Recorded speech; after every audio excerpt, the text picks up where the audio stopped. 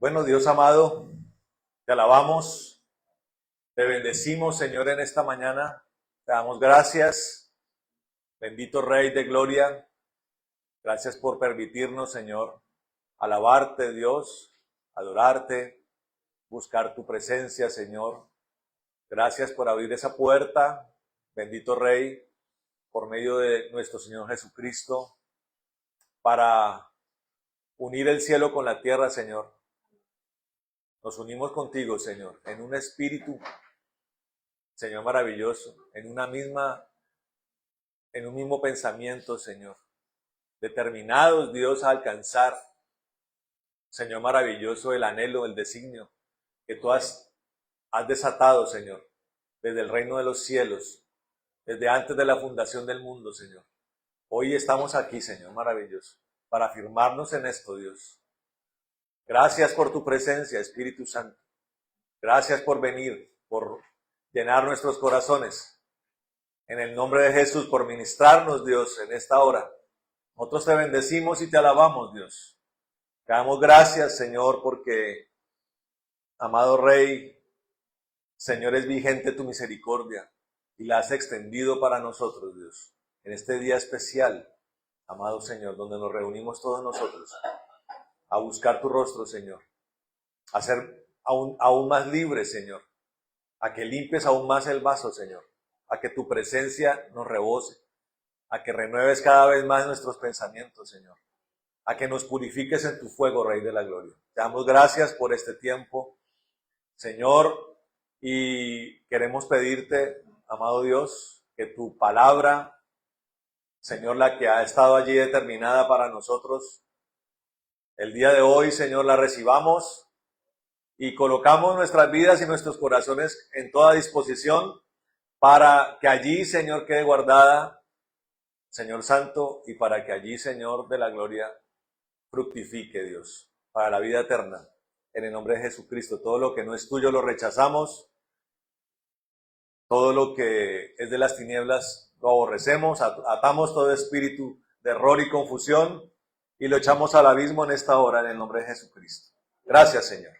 Amén y amén. Bueno, mis hermanos, Dios les bendiga. Bienvenidos a este tiempo de palabra, amén. Vamos a mirar qué Dios tiene para hoy, para nosotros, amén. ¿Se acuerdan del tema de hace 8 días o no se acuerdan? ¿Se acuerdan o no se acuerdan? ¿Sobre qué? Hablamos del diseño, pero específicamente acerca de la conciencia. Antes de arrancar con el tema de hoy, quiero mencionarle dos excepciones a la conciencia o al funcionamiento de la conciencia, que se me olvidó decírselos hace 8 días. La locura, cuando la mente no funciona bien, ahí no hay conciencia, hay un eclipsamiento de la conciencia, ¿sí? 1, y 2, un endemoniamiento, o una persona poseída por demonios. Ahí no hay conciencia, como en el caso del lunático, como en el caso del gadareno. Mire que lo de la mente es tan tremenda, hermano, que hay personas que se lesionan el cerebro y se vuelven delincuentes, ¿sabe usted? Hay un caso muy conocido hace muchos años de un marinero estadounidense que él sufre un accidente, se golpea con una puerta esas de barco gruesa, de acero grueso, y a partir de ahí se vuelve un delincuente. Su cerebro se afecta de tal forma. Por eso en los procesos penales de homicidios, ¿sí?, delitos de esta índole y de esta gravedad, se tiene que analizar si la persona era consciente de lo que estaba haciendo. Cuando hay locura, hay una inimputabilidad, o sea, la persona no tiene conciencia. La inimputabilidad es una inconsciencia, una incapacidad de entender lo que se está haciendo. Para completar el tema de hace 8 días, de que Dios diseñó una conciencia para que nosotros podamos entender lo malos que somos y que la diferencia entre el que es salvo y el que no es, porque unos deciden seguir a Cristo para que Dios transforme esa maldad y otros sencillamente entendiendo que son malos quieren seguir viviendo en su maldad. Punto final. Eso es la razón por la cual unos se salvan y otros no.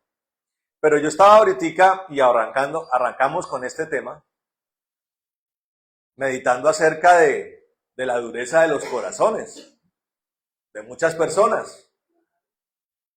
Una dureza impresionante, hermano. Me pongo yo a pensar, Dios me alcanzó, yo me rendí ante Dios a los 25 años. Y a los 25 años yo me preguntaba por qué yo soy tan duro. ¿Por qué fui tan duro de hasta los 25 años aceptar la propuesta del Señor? Pero personas cercanas, sobre todo las personas que uno conoce, pasaron los 25, los 30, los 35, los 40, los 45, los 50, y todavía siguen con el corazón endurecido, y más endurecido. Porque hay una ley espiritual, hermano, que dice que el justo cada día es más justo. O sea, usted, como sigue a Cristo, por ejemplo, Esperancita lleva ya 13 años acá en la iglesia, ella sabe que no es la misma esperanza del 2013, que cada día se ha santificado más, y que la Derly de hoy no es la misma de hace 10 años, ni Lumarina, ni Ramiro, ni ninguno de ustedes. De pronto algunos han avanzado más que otros, pero han avanzado, todos hemos avanzado. Amén. En cambio el impío cada día se enreda más en sus pensamientos entenebrecidos, en su maldad, en su arrogancia, en su orgullo. Es una batalla del ser humano. Y otra de las meditaciones que tenía yo ahora que estábamos adorando, pongan atención acá, muchachos, escuchen esto, es por qué todavía ya nosotros, por qué todavía algunos guardan tesoros obsoletos, hermano, en el corazón. Fortalezas que no son de Dios. Alguna vez hablaba yo de la fortaleza de la lástima. Usted habla con la persona, ay, pastor, usted supiera. No, mejor dicho, pastor, ¿para qué ni le cuento? No le cuento para no preocuparlo. Así dicen, ¿no? Bien para no preocuparlo. Se lo encuentra usted 8 días después. No, pastor, usted supiera. Entonces, eso hace parte de una característica de una persona que tiene la lástima como una fuerza, como una herramienta para atraer su entorno. Mire que todo tiene que ver con idolatrías, con adoración, ¿sí? Cuidado con eso. Ah, pobrecito yo. Mire cómo sufro. Y una de las cosas que a veces uno tiene que analizar, hermano, cuando pasan esas cosas, es que gran parte de eso que usted está sufriendo es por culpa suya. Es como llega el deportista de deporte extremo. Señor, ¿qué hice yo para tener 45 fracturas? Hermano, pues, usted no lo ve al tipo allá en la pista del sol dándole vueltas a esa moto. Claro, porque se ha partido 45 huesos por andar haciendo lo que no tiene que estar haciendo. Entonces, cuando usted tiene ese punto de partida de honestidad, de sinceridad, de humildad delante de Dios, usted tiene que entender que usted es el culpable de gran parte de esos problemas. Yo le hago una pregunta. ¿Quién es el culpable de que tenga el corazón lleno de odio? ¿Quién es? Porque la gente, una de las herramientas que utiliza la gente y que guarda y atesora es el resentimiento, ¿sabía usted? Porque el resentimiento me da briosidad. El resentimiento me lleva a la venganza, que es un tipo de poder, ¿sabía usted? Voy por ahí caminando por la vida siendo un vengador resentido. Y no perdono. Y todo el mundo me cae mal. Hay gente que se la pasa por la vida así, desarrollando, teniendo como herramienta una raíz de amargura. Se vuelve su fortaleza. No me dejo de nadie. Esa es una fortaleza, ¿cierto que sí? Hay otras fortalezas que se desarrollan por medio del miedo. ¿Sí? Gente que vive en burbujas. Gente que vive con 3 rejas. La casa tiene 3 rejas porque viven llenos de miedo. El miedo se le vuelve una fortaleza. ¿Sí? O el exceso de prevención.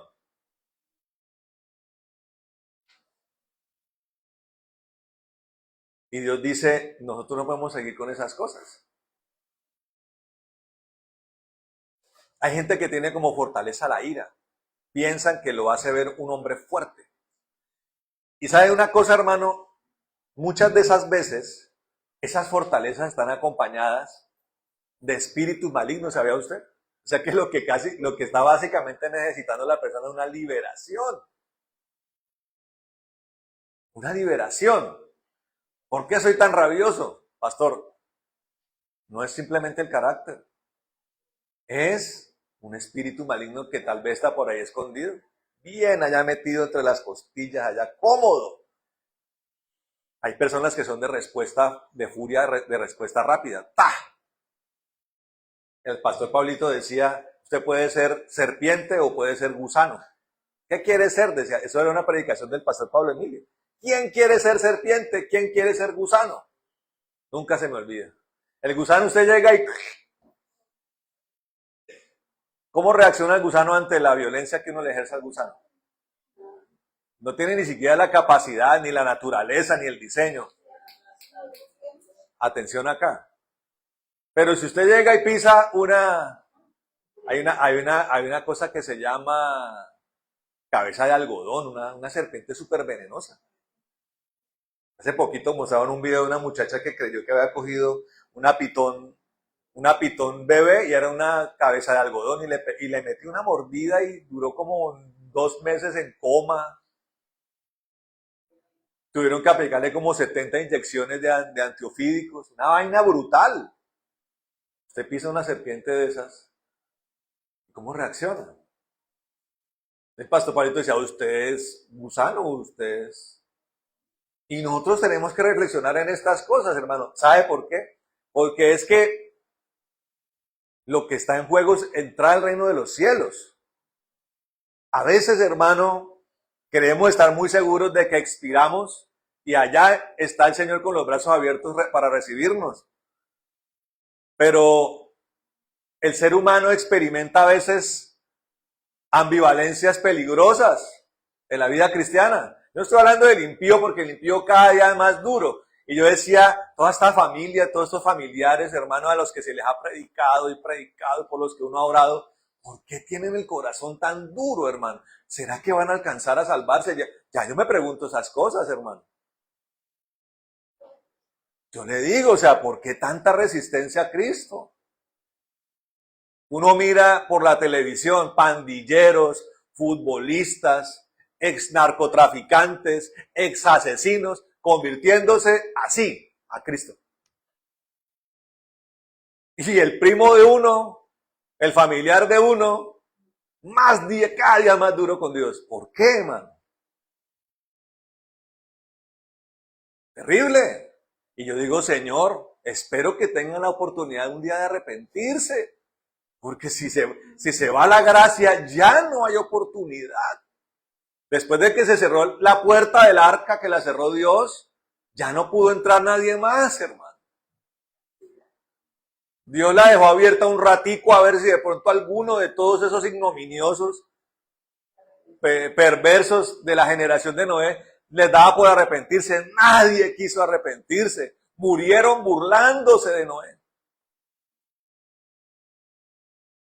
Pero ve uno y se cumple la palabra, ¿no? Estos que parece que no son como tan malos, son los más duros, hermano.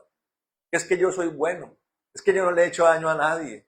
Y van así por la vida, hermano. Y hasta nosotros creemos que son buenas personas. Si no aman a Cristo, no son buenas personas. Puede ser mi hijo, mi hija, mi primo, mi tío. Si no aman a Cristo, son perversos, hermano. Entiéndalo. En cambio hay otros, hermano, que han hecho terribles cosas, pero un día se arrepintieron, hermano. Impresionante. Ahí se cumple la palabra. Hay muchos postreros que serán primeros, hermano. Y hay muchos primeros que serán postreros, que serán últimos. Tremendo, hermano. Mire que hay una cosa muy liberadora para la vida del siervo de Dios. Y es desligarse emocionalmente de las personas. Que el interés de uno esté simplemente puesto en Cristo. Y claro, el deseo también de que todos se salven, porque es algo que está en el corazón del Señor. No quiere que nadie se pierda. Pero el Señor sabe que hay unos que... El Señor quería que Judas se perdiera. Pero el Señor ya sabía. Ya sabía. Eso es como cuando el profeta se encontró con el rey de Asiria, con el que iba a ser rey de Asiria. El tipo, en el momento en que se encuentra con el tipo es como buen tipo. Y el profeta se pone a llorar, dice el tipo, pero ¿por qué usted llora? ¿Qué le pasa, profeta? Es que yo veo el futuro, le dice. Y usted un día se va a convertir en rey de Asiria. Y usted se va a convertir en una aflicción para mi pueblo. No, ¿sí usted? O sea, no diga eso, profeta. ¿Y qué pasó? ¿El profeta falla? No, hermano. Una de las cosas que uno se pregunta mucho en la oración cuando está orando, ¿por qué la gente tiene el corazón tan duro, rey? ¿Por qué? ¿Por qué se resiste tanto la gente al consejo del pastor?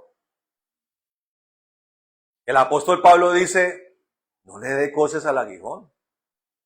Usted pone una puntilla contra una pared y usted decide un día cogerla a patadas. El apóstol Pablo está hablando de la absurdez del ser humano. Eso es lo que está hablando el apóstol Pablo. Yo alguna vez hablaba acerca de los erráticos, que me parece increíble cómo la persona, y estoy hablando desde siervos de Dios, de ahí para abajo, hasta impíos,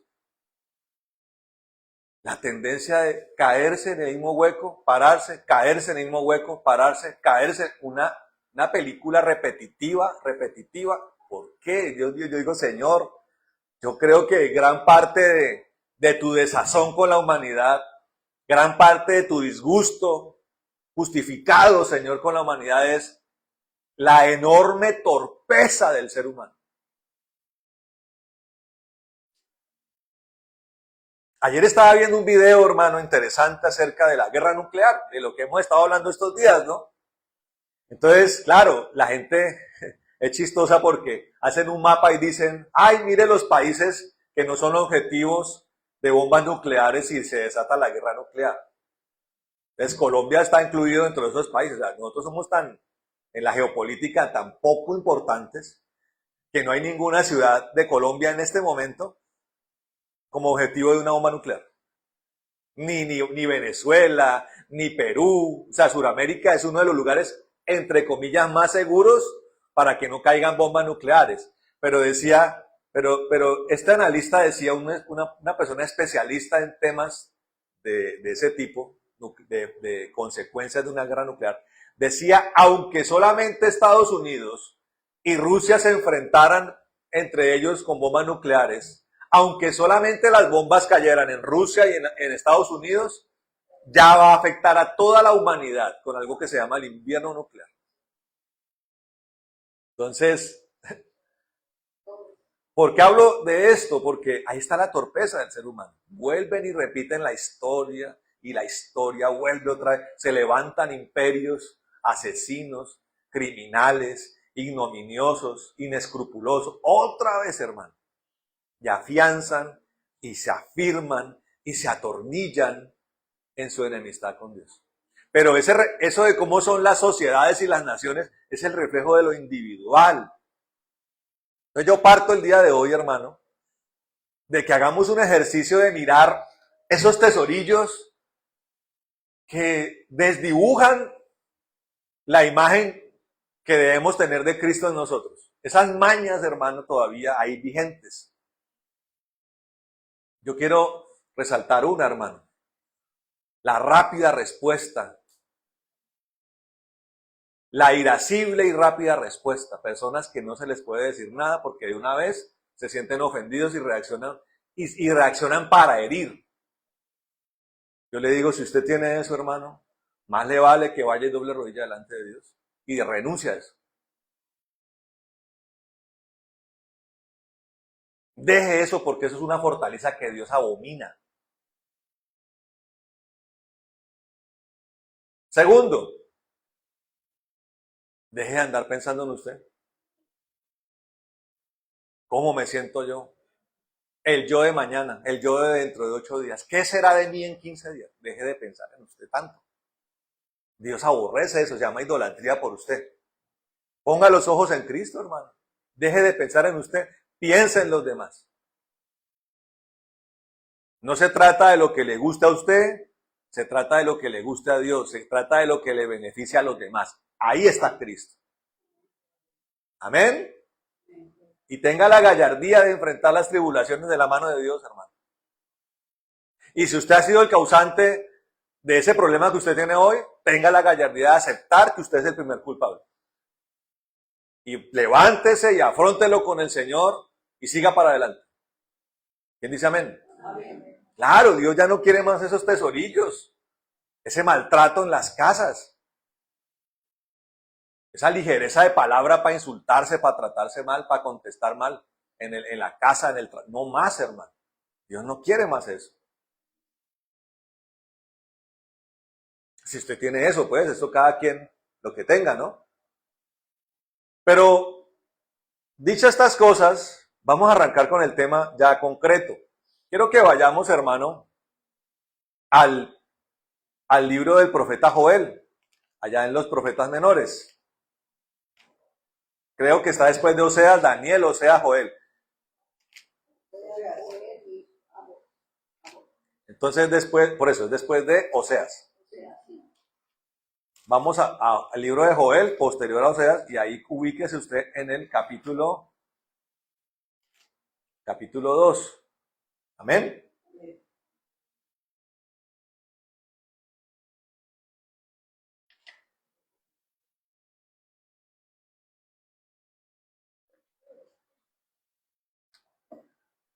Capítulo 2, versículo 12.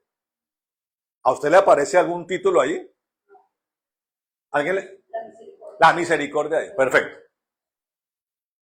La misericordia, el concepto de misericordia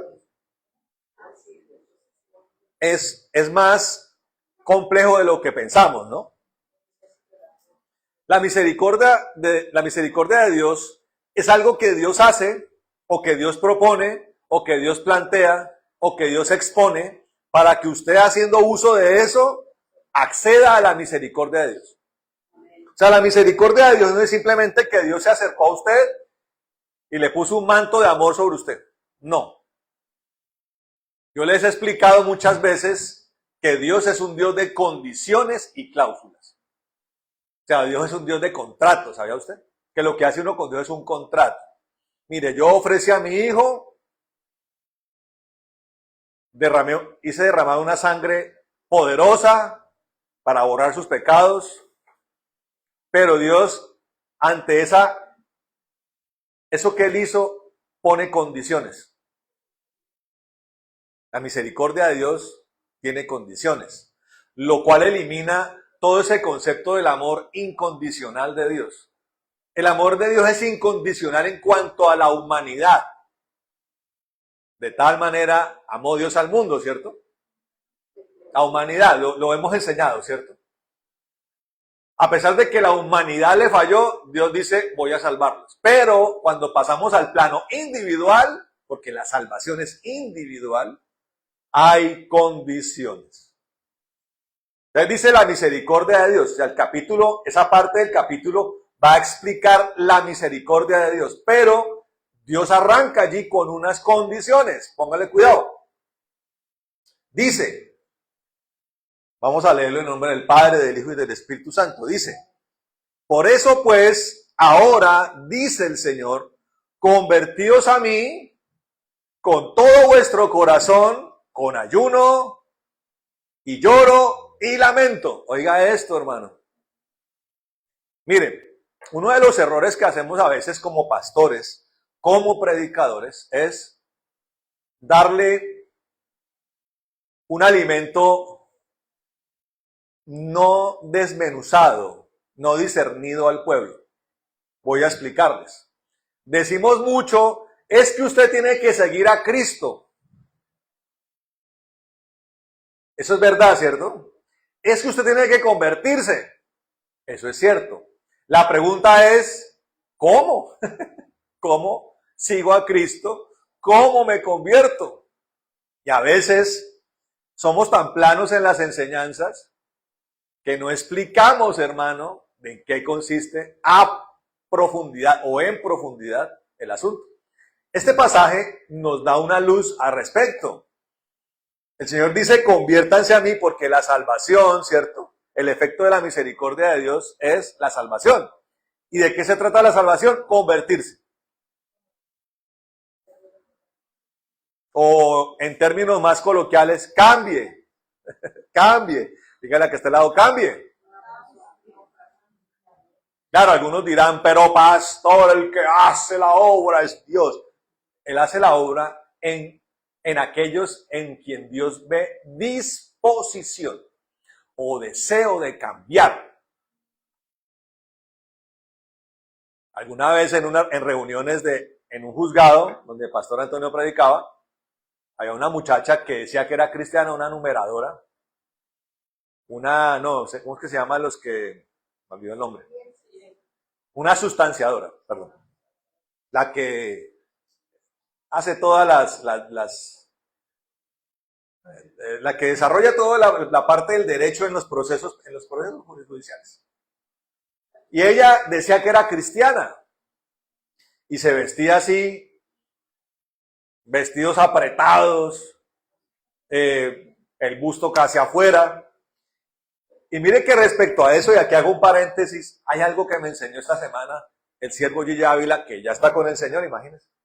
Una predicación de hace como 40 años me enseñó algo muy tremendo, porque yo siempre decía, pero ¿cómo es posible? Señor, explícame cómo es posible que si el hombre es el que codicia a la mujer ajena, ¿por qué dice la palabra que los dos son los que adulteran? Parece como injusto, ¿cierto? Entonces el tipo pasa a la mujer, dice, y el tipo está casado, ¿no? Dice, uy, quisiera tener esa de que fuera mi esposa. Dice el Señor, el que codicia a mujer ajena, adultera con ella, no dice adultera por ella, sino que adultera con ella en su corazón. O sea, la palabra está diciendo, los dos están adulterando. A través del siervo Gigi Ávila, Dios me lo explicó. ¿Por qué adultera la mujer también? Porque el deseo del hombre viene de una provocación de la mujer. O sea, la mujer que sale completamente emperifollada, mostrando sus curvas, las marcas de sus zonas íntimas, mostrando sus pechos, con una marcada sensualidad. ¿Por qué hace eso? Porque quiere despertar el deseo en los hombres, hermano. Claro, un hombre tiene que ser ya muy de mente muy entenebrecida para desear una monja. Ya eso es una perversión de otro tipo, no que pasó la monja y el tipo diga, uy, miren esa monjita. No, ¿cierto? No es normal. Existirá, ¿no? Algún tipo ya enfermo que sí, que eso le causará un fetiche. Pero él no es lo normal. Lo normal es que es la mujer de ciertas características la que produce el deseo del hombre. Entonces, como una mujer tiene en su corazón provocar a un hombre, cuando eso ocurre, esa exhibición más la codicia del hombre hace que los dos adulteren. ¿Cierto que sí? Ahora tiene sentido, ahora sí entiendo la palabra. Esta mujer se vestía así, la mujer del juzgado. Y se la pasaba en bares y se tomaba sus cervecitas. Cuando era confrontada con la palabra, ella respondía alevosamente diciendo, es que yo tengo entendido, perdone pues usted, así toda como insolente, que el que lo cambia a uno es Dios. Entonces, yo en una de esas intervine y dije, entonces se supone que si usted está en una discoteca vestida como una mujer de la calle, Dios tiene que ir a la discoteca con su mano poderosa, levantar el techo de la discoteca y sacarla de las mechas de allí y tocarla para que usted cambie. El primer paso, hermano, del arrepentimiento es su determinación de dejar el pecado. Y ahí vuelvo y recuerdo lo de la capacidad de entender que somos malos por la conciencia, ¿se acuerdan? Allí Dios me convence de pecado y yo digo, oiga, estoy mal. ¿Cómo salgo de esto? Siga a Cristo, conviértase. Es lo que está diciendo acá. Convertidos a mí, dice. Ese es el primer paso. Yo digo, estoy mal, he notado que soy malvado, Dios me ha recordado esto, necesito convertirme. Claro, surge la pregunta, ¿cómo? Aquí la responde el Señor. Dice, conviértanse a mí de todo corazón. Y ahí relaciono esto con lo primero que mencioné. La palabra de Dios dice, yo quiero habitar en tu casa. Cuando Dios dice eso, dice, quiero ser el Señor de tu casa. ¿Quiénes son los señores de la casa ya de Belvis y mi hermana Luz Marina? Los dos. La casa está arreglada ¿al gusto de quién? De los dos. ¿Quién tiene más ahí voz en el tema de la decoración de la casa?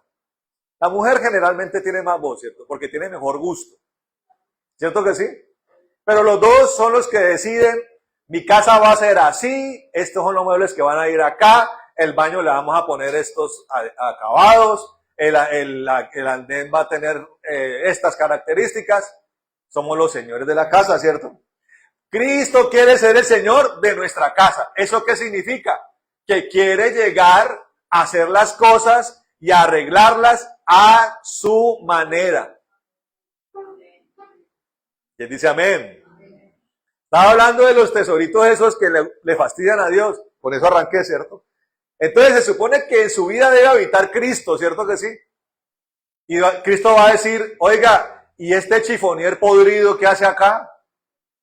Oh, Señor, pero ¿cómo voy a sacar esto de acá? Si eso me lo regaló eso viene de mi tatarabuela. Pero mire, ya la polilla le tiene la base mordisqueada. Oh, Señor, pero ¿cómo voy a botar ese tesoro familiar? Tremendo, ¿no? Eso le estoy hablando de ciertos tesorillos, de su carácter, de su forma de ser, que decía yo que puede incluso ser una liberación que usted necesite. Pero hay otras cosas que llaman anatemas, ¿no? Le tengo noticias. Anatemas son cosas que Dios aborrece por su origen. Por ejemplo, voy a explicarle qué puede ser un anatema en su casa. Escritos en papiro egipcios. ¿Usted sabía que el culto espiritual de los egipcios generalmente era el culto a los muertos? Si usted tiene papiros, ay, que me lo regaló mi prima, mi sobrina, mi hermano, o mi tío, no sé el que sea, para colgarlo en mi casa, Y le recomiendo que se deshaga de eso. Y así puede haber cosas en mi casa que son anatemas y yo no tengo ni idea. Y de pronto puede ser la causa que usted dice, pastor, pero hay un área en mi vida que como que yo noto que florezco en ciertas cosas, pero voy al rincón del jardín y está un chamizo ahí seco. ¿Qué será lo que pasa? Puede ser que hay un anatema en su vida que usted no ha eliminado. Y no voy a hablar de anatemas ahora, si quiere lo hablo en otro momento. Pero estoy poniéndolo como ejemplo de cómo Dios entra a gobernar su vida, porque está diciendo allí la palabra, Joel, está diciendo el profeta, el primer elemento es con todo vuestro corazón. Imagínese eso. Eso está como la historia que le escuché alguna vez a un predicador, de la persona que le da un pedacito de la casa al Señor. Entonces le dice la persona, Señor, te voy a dar la cocina. Yo creo que usted la ha escuchado. Entonces la persona se levanta en la madrugada, entra a la cocina impecable, pura luz.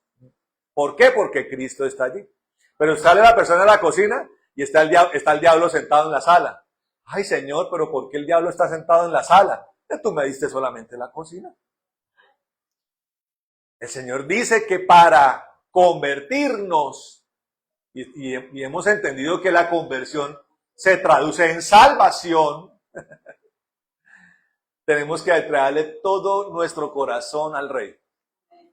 No solamente la cocina, no solamente la sala, ni el comedor, ni las habitaciones, todo mi casa, todo mi corazón, mi mente, mi corazón debe ser del Señor.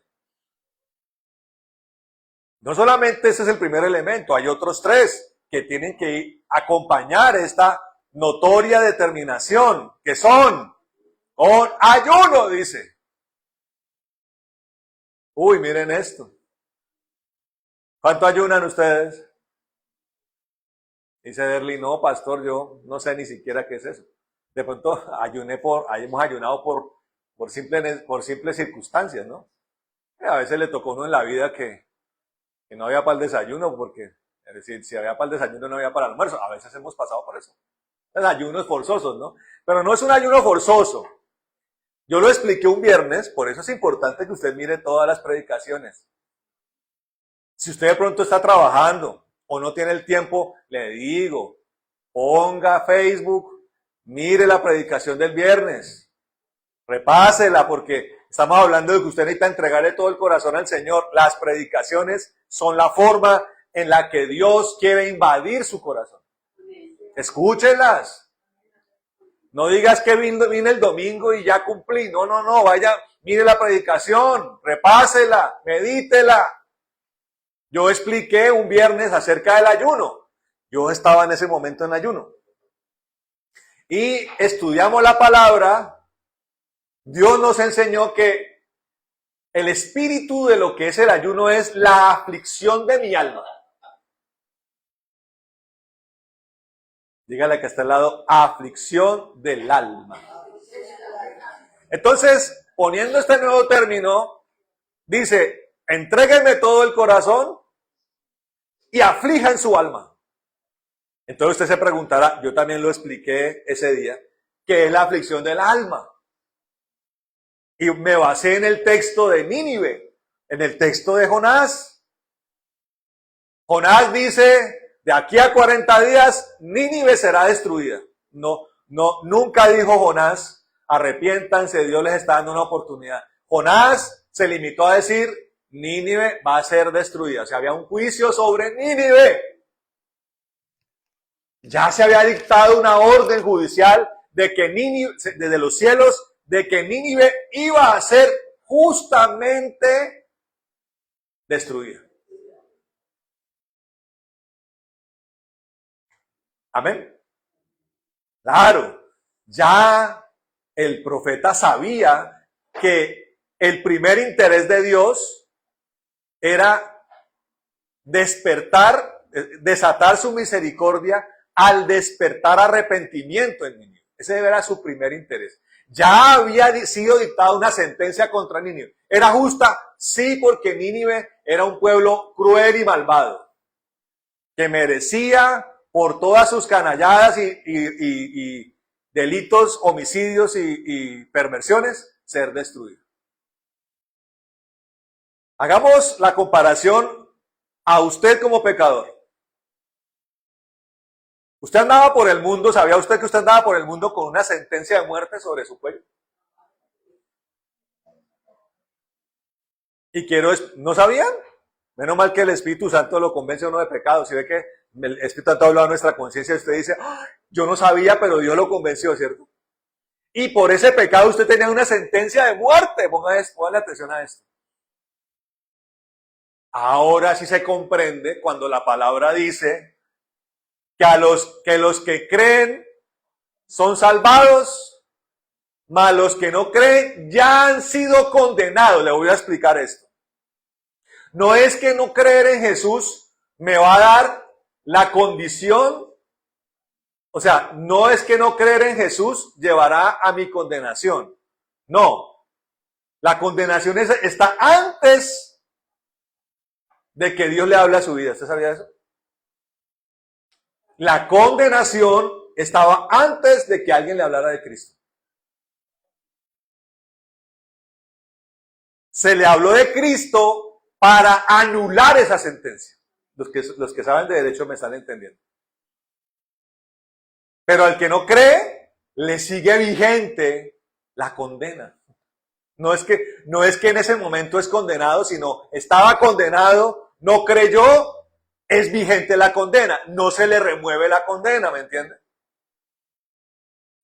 Por eso dice la palabra, ya había sido en otro momento ya condenado, ya estaba condenado, Cristo aparece, dice, no quiero, yo sé que soy malo, no quiero, entonces la condena sigue vigente. Pero para el que ha creído en Jesús, dice el Señor, se suspende la condena, se anula la condena. ¿Qué le da un aplauso al Señor, hermano?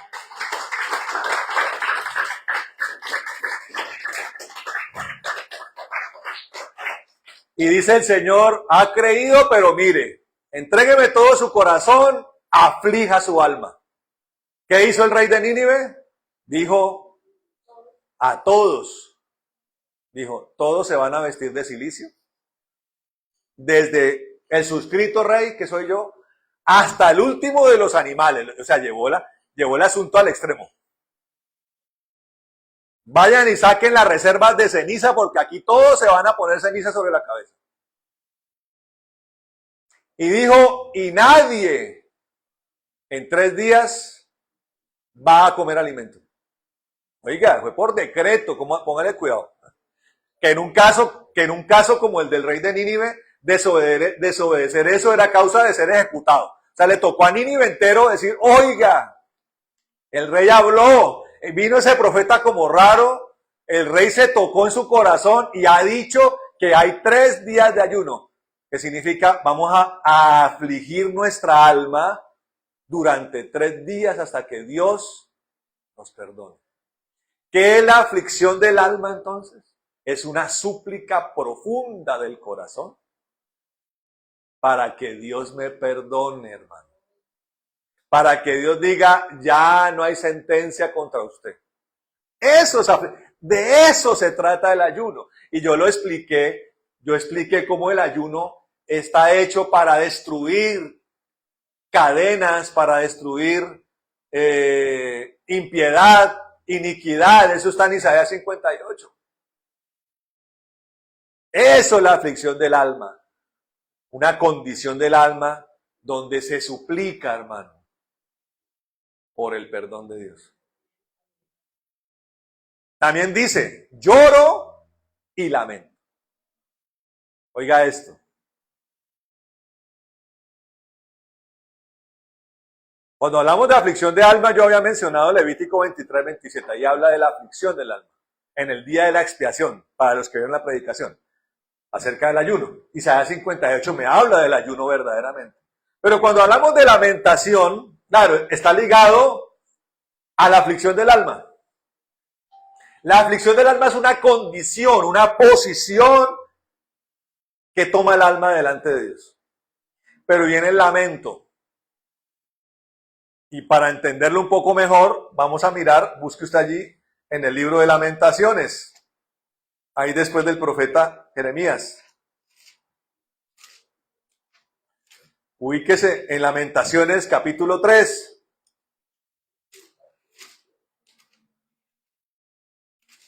Miremos el versículo 40. Miren esto. Miren el lamento. Dice, esto es un lamento respecto a Dios. Recuerden que Dios quiere que operemos desde la piedad, que es nuestra forma de acercarnos a Dios, y desde la misericordia, que es nuestra forma de acercarnos al prójimo. Por eso los dos más importantes mandamientos son: amarás al Señor con todo vuestro corazón, con toda vuestra mente, con toda vuestra alma, con todas vuestras fuerzas. Y amarás a tu prójimo como a ti mismo.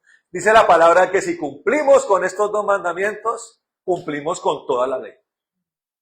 Ya no tenga observancia por todos esos 613 preceptos de la ley de Moisés, sino que vayamos a la médula de la ley, que es estos dos mandamientos. Entonces, en ese sentido, hay una forma de lamento desde la piedad, conforme al primer mandamiento. Y está aquí, capítulo 3 de Lamentaciones, 40. Miren lo que dice. Dice,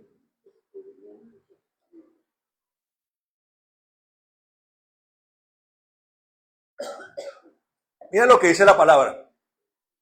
Escudriñemos nuestros caminos y busquemos y volvamos al Señor. Paremos un momentico ahí.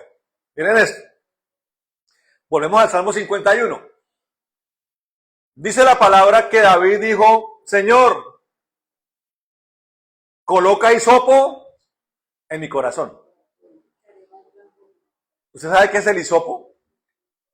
Claro, decimos que es un palito con algo en la punta para limpiar. Pero ¿sabe también qué era el hisopo? La lámpara, la antorcha. También, en un sentido profundo, el profeta está diciendo: Señor, colócame una antorcha en mi corazón. Volvemos al punto que hablábamos hace 8 días. Dios me convence de pecado.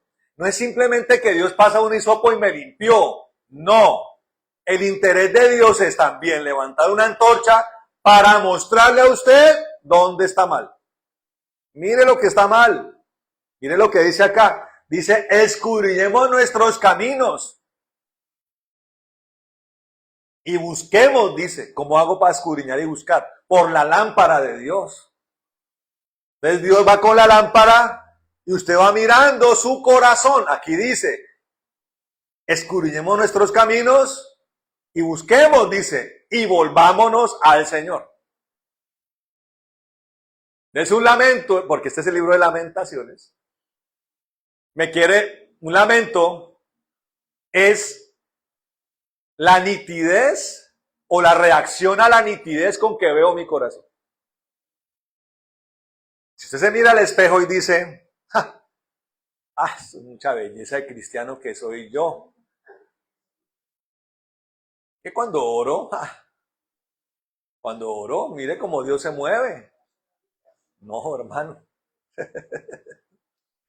La palabra me dice que el espejo de los sacerdotes, los levitas que trabajaban en el tabernáculo, era un lavacro de bronce. ¿Por qué el bronce? Porque el bronce era el material con que hacían los espejos en ese tiempo. Porque era lo que más brillaba y en lo que mejor usted podía verse reflejado.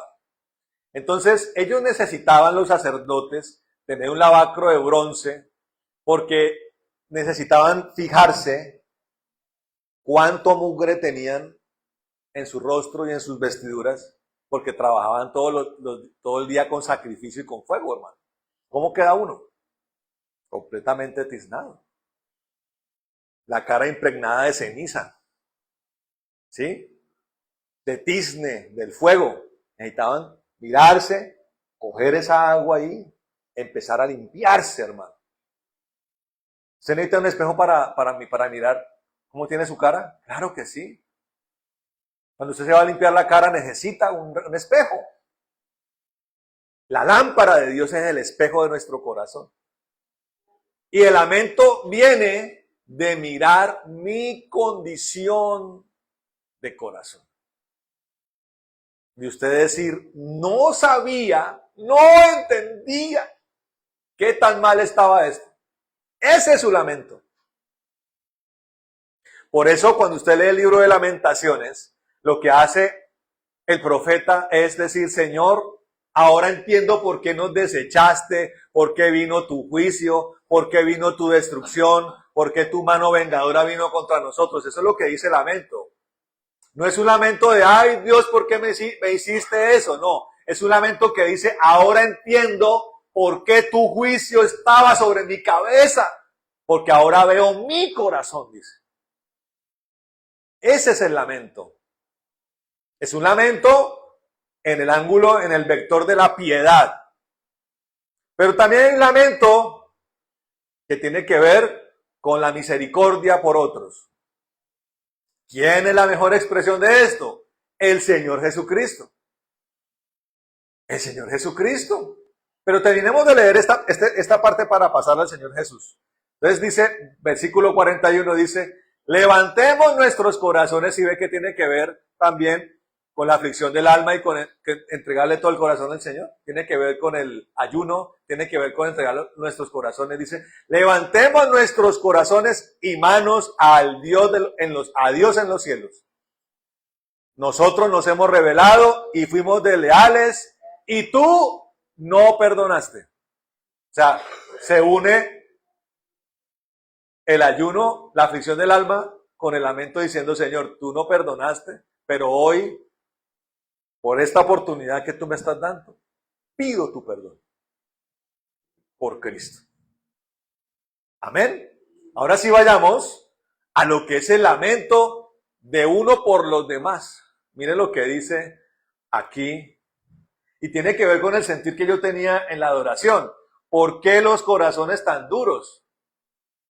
Especialmente de gente por la que uno tuvo enorme abnegación y no quisieron, hermano. Miren lo que dice el libro de Mateo en el capítulo 23, hermano. Versículo 37. ¿Qué dice allí? Si ven, mire, ¿qué dice? ¿Qué título tiene? Lamento de Jesús sobre Jerusalén. Mateo 23, 27, 37, hermano. Lamento de Jesús sobre Jerusalén. Amén. Ahí estaba Mateo viendo al Señor desde la distancia. Dice la palabra. Miren lo que dice el lamento. Ya no un lamento de uno con Dios, sino un lamento de uno con los demás. O por los demás. Dice, Jerusalén, Jerusalén, que matas a los profetas. En esa época, a los profetas los mataban. Hoy a los profetas los ignoran.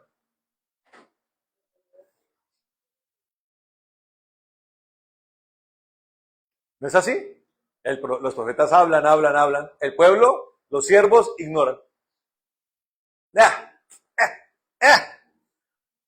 A mí personalmente no me apedrean. Ya, o sea, no, a no ser que vaya a un lugar, pues, de esos en Medio Oriente donde el precio de ser cristiano es muerte. Pero como profeta, lo que más pasa en mi vida como profeta es que la gente hace... Hombre, profeta es profeta, hermano. Y no es problema del profeta. Piense usted en un tipo como Eliseo. Eliseo hablaba, ¿cierto?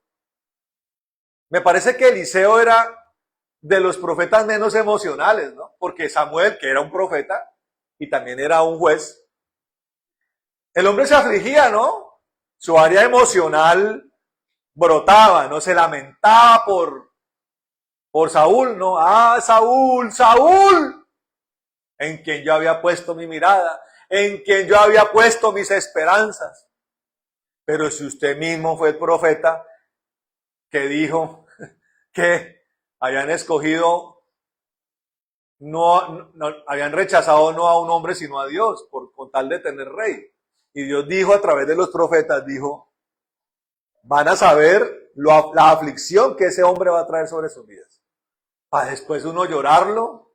Entonces era como emocional Samuel. Pero usted mira a Eliseo. Elías sufrió un tiempo de depresión, pero Eliseo compacto. Un profeta tremendo, hermano. Que él daba la palabra y ya no dependía de él si se hacía caso o no, hermano. Jeremías era un hombre que se afligía tremendamente. Escribe el libro de las Lamentaciones. Pero había profetas, hermano, no quiso creer. Listo. Creyó, muy bien ha hecho. Vivía seguro en eso, anclado en Dios, amén. Anclado en Dios. Entonces el Señor dice a los profetas, Jerusalén, Jerusalén, que matas a los profetas y apedreas a los que te son enviados. ¿Cuántas veces quise juntar a tus hijos como la gallina junta sus polluelos debajo de las alas y no quisiste?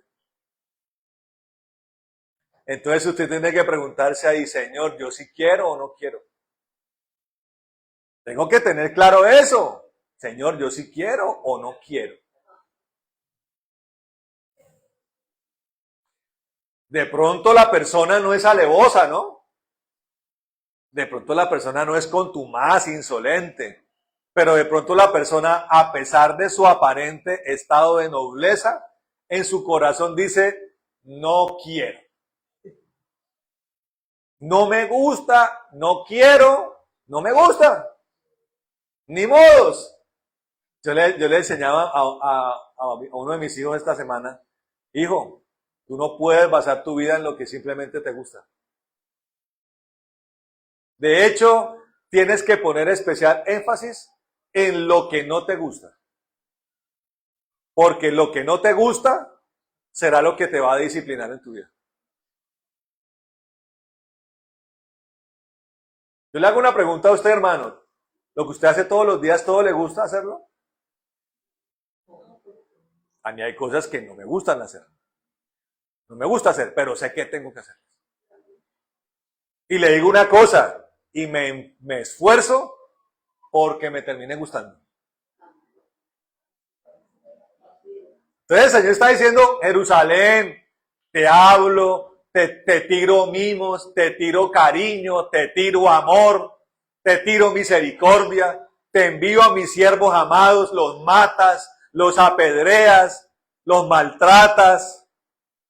Te quise juntar como la gallina a los polluelos y dijiste que no quieres. Lamento. Eso era lo que yo sentía. Lamento, primero por ese pueblo cristiano raro, mañoso. Estoy hablando del pueblo que está en la iglesia cristiana. Mañoso, testarudo. Que dice uno, Señor, ¿hasta cuándo, Rey de la Gloria? Y también por los impíos que uno les ha hablado, por los que uno ha orado. Dios tirando mimos, cariños, milagros.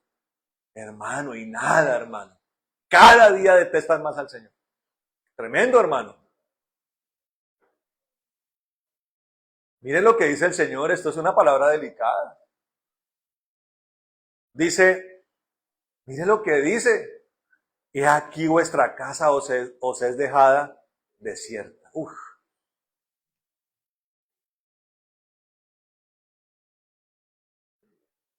Yo quiero decirle algo, hermano, para que usted lo imite. ¿Por qué creo, hermano, que cuando yo le pregunto al Señor, Señor, ¿cómo estoy delante de ti, Señor? Claro, ha habido momentos donde el Señor me dice, hay cosas que tengo contra ti, Mauricio, que tienes que corregir, o en las que has caído. Claro, me ha pasado, hermano, no puedo negarlo. Pero muchas de las veces Dios me dice, tú me agradas, Mauricio. Y quiero decirle gran parte por qué es. Porque he sabido entender lo que es una autoridad espiritual. O sea, personas a las que yo he honrado, hermano. De verdad, no estoy aquí metiéndole a usted cuento. Si ellos lo pueden decir, son mi pastor Antonio y el pastor Pablo Miguel. Ellos pueden decir, hermano, que nunca eludí un consejo de ellos. Nunca. Que nunca eludí una corrección. Nunca eludí una disciplina. Nunca. Y no se trata de yo decir que va, yo no voy a hacer eso que usted me está diciendo. No, porque mucha gente le dice a uno como pastor, Pastor Mauricio, gracias por ese consejo que usted me dio, por esa palabra de sabiduría. Y acto seguido sale de la puerta y mamola los burros del alcohol, decía así, ¿no? Mamola los burros del alcohol. Uy, hermano, eso es Cristo, mire, eso es delicado, eso es Cristo diciendo, ¿cuántas veces envié a mis siervos? ¿Cuántas veces quise cubrirte como la gallina de los polluelos? Y no quisiste, dice. Pero Dios tiene límites, hermano. Y aquí fue un límite para Jerusalén, pero puede ser un límite para cualquiera. Y cuando viene el límite, Dios dice, he aquí vuestra casa os es dejada desierta. ¿Por qué? Por no hacer caso, hermano. Y dice, porque os digo que desde ahora no me veréis hasta que digáis bendito el que viene en el nombre del Señor. Miren esto, hermanos.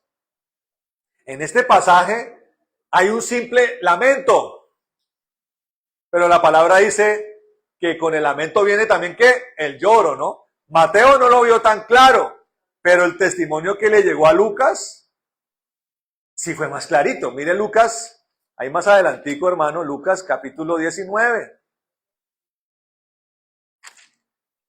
Lucas 19, ubíquese en el versículo 41. Dice la palabra. Dice la palabra del Señor.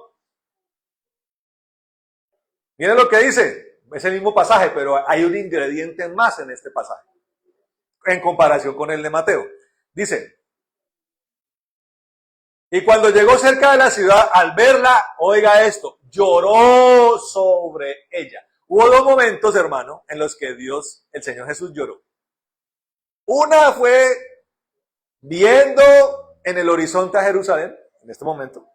Y otra fue, que ahorita lo hablaremos y con eso terminaremos, frente a la tumba de Lázaro. Oiga esto. Porque está diciendo que tenemos que convertirnos de todo nuestro corazón con ayuno, lamento y llanto, ¿cierto? Eso dice Joel. Nunca se le olvide eso. Para los que anotan, anoten bien ahí. Con todo vuestro corazón, con ayuno, aflicción del alma, lamento y llanto, dice allí. Aquí vino el llanto.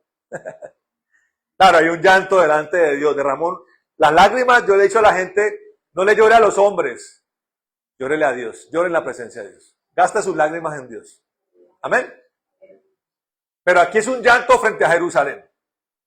Y cuando llegó cerca de la ciudad, al verla, lloró, dice, sobre ella. Oiga, sobre ella. Mire cómo esta cosa tan espiritual, tan linda. Las lágrimas las derramó sobre ella. Diciendo, oh, si también tú conocieses, a lo menos en este día, dice, lo que es para tu paz. Se supone que es el mismo pasaje, pero Lucas lo pudo observar de otra manera más profunda. O el testimonio que después le llegó a Lucas. Dice, mas ahora está encubierto de tus ojos, dice. Porque vendrán días sobre ti. Está hablándole a Jerusalén, pero puede ser a cualquiera de nosotros si no hacemos caso, dice. Porque vendrán días sobre ti cuando tus enemigos te rodearán con vallado y te sitiarán, dice. Y por todas partes te estrecharán. Y te derribarán a tierra y a tus hijos dentro de ti y no dejarán en ti piedra sobre piedra por cuanto no conociste el tiempo de tu visitación. Oiga esto, hermano. No podemos cometer el pecado de Israel, de Jerusalén, hermano. De pronto al Señor no lo tenemos aquí de carne y hueso, pero sí tenemos su espíritu y tenemos a sus siervos, que somos los heraldos, sus trompetas, hermano. No podemos seguir diciéndole al Señor, no me importa,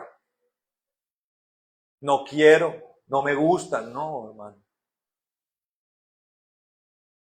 Porque las consecuencias son nefastas, hermano.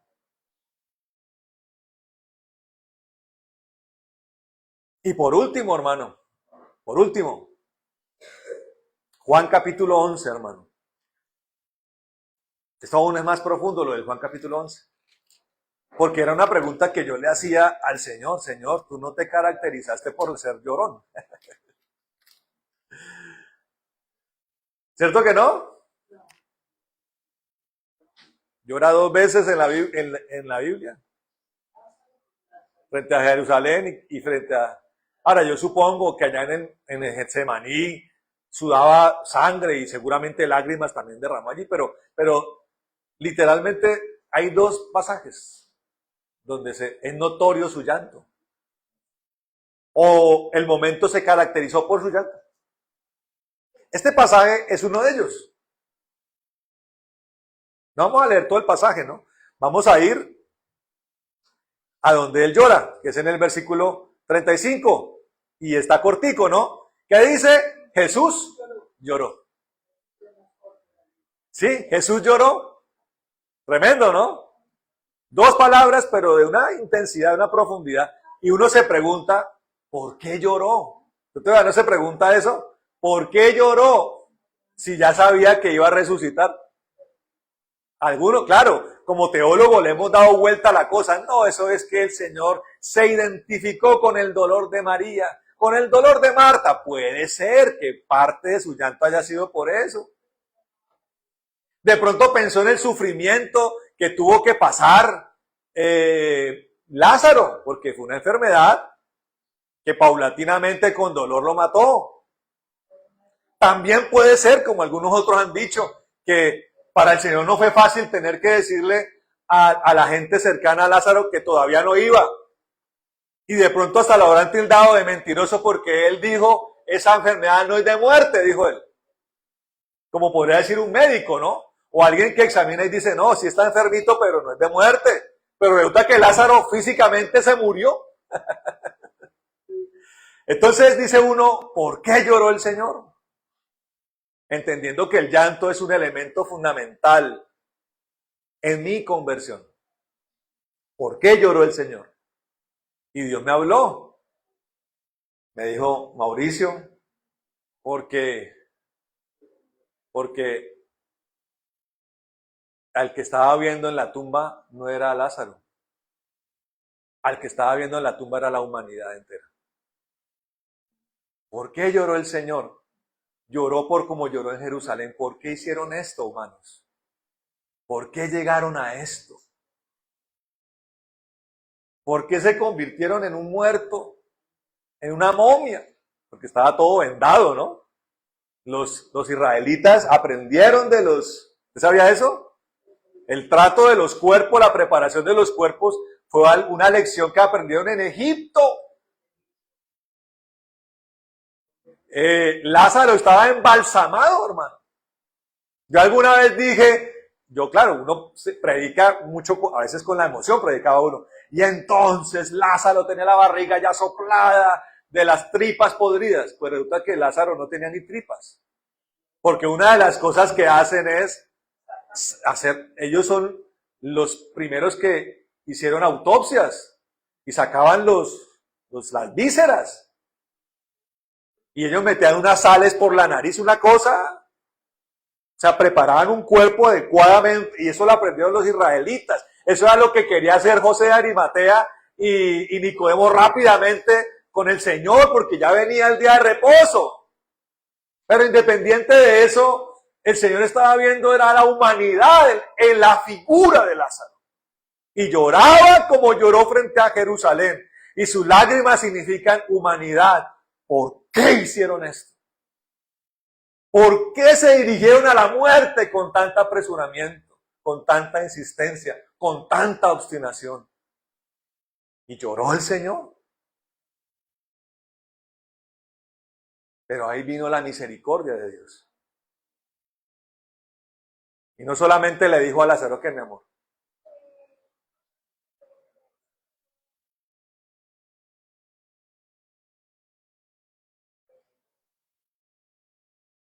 Bueno, pero este es uno de los más cortos, no importa, mi amor. Bueno, es que dice que hay otro más corto por dos letras. Entonces el Señor miró a Lázaro, pero miró a la humanidad ¿y qué le dijo? Lázaro, sal, no, ni siquiera levántate, sal fuera, le dice.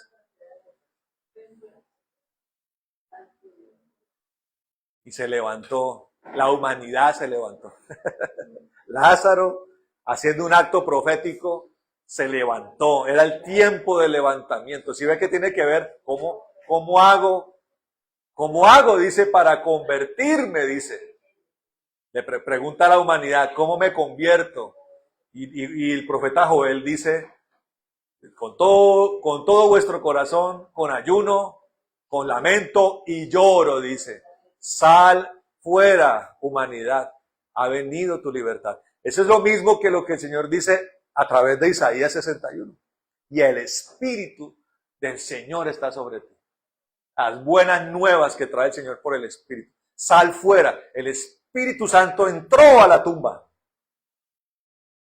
y sacó a Lázaro. Imagínense ese espectáculo, hermano, que entre otras cosas representó para Lázaro una sentencia de muerte de los judíos. Con que ese tipo se levantó, pues también a ese me lo cogen también y me lo matan. Oiga, mire tan malvados los judíos, hermano.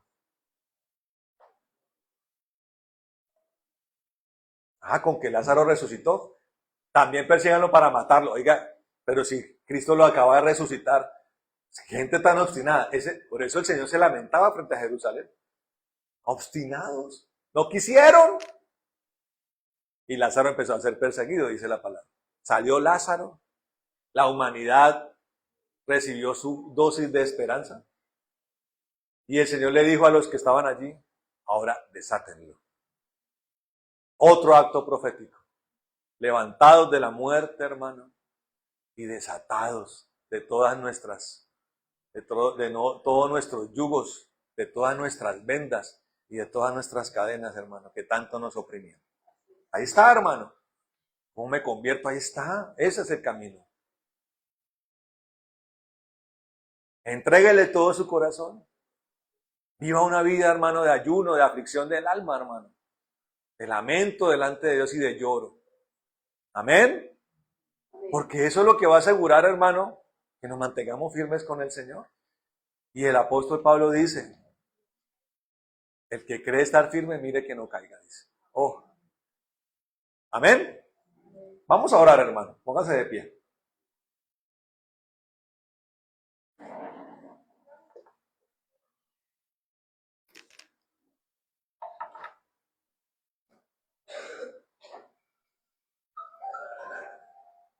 Vamos a orar. Bueno, Padre amado, en el nombre de Jesucristo te damos gracias por este tiempo, Señor. Tiempo de palabra, Señor, tiempo de ministración. Gracias, Dios, por lo que nos hablas tan poderoso, Dios, tan profundo. Nosotros te alabamos en esta hora, Señor.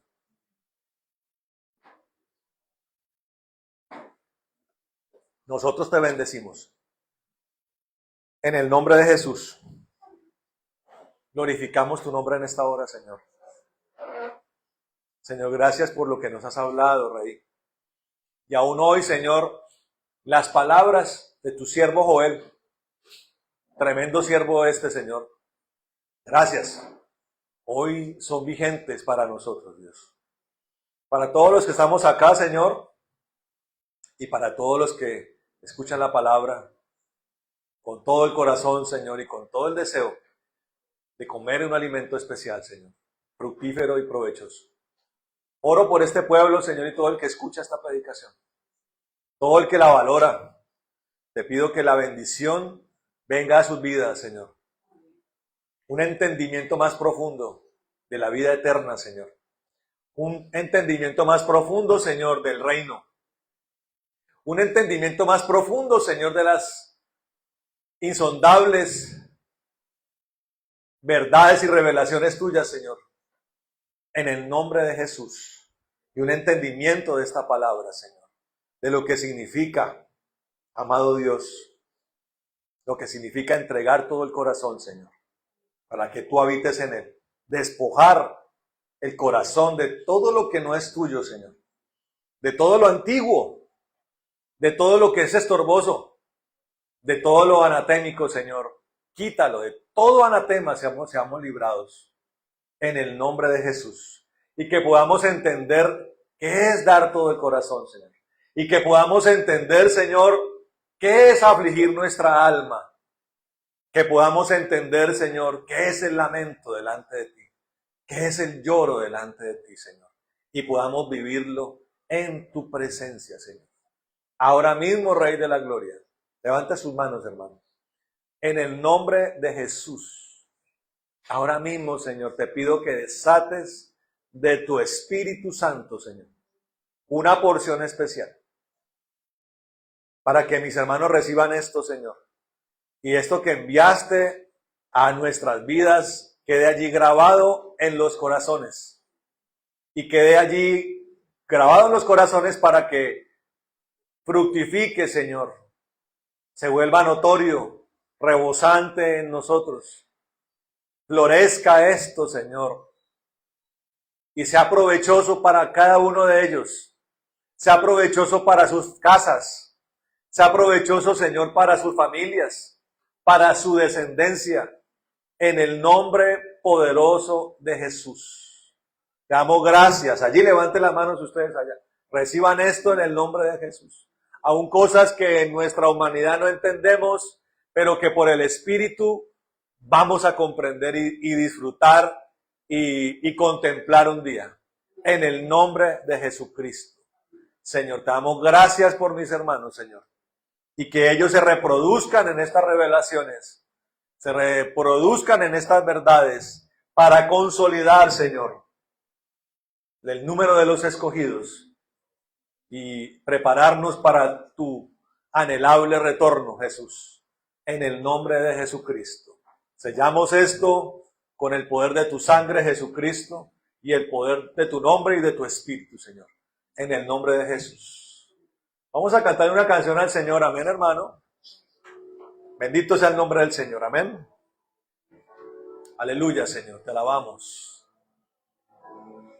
Aleluya, Señor. De Dios eres exaltado, recibe toda honra por siempre.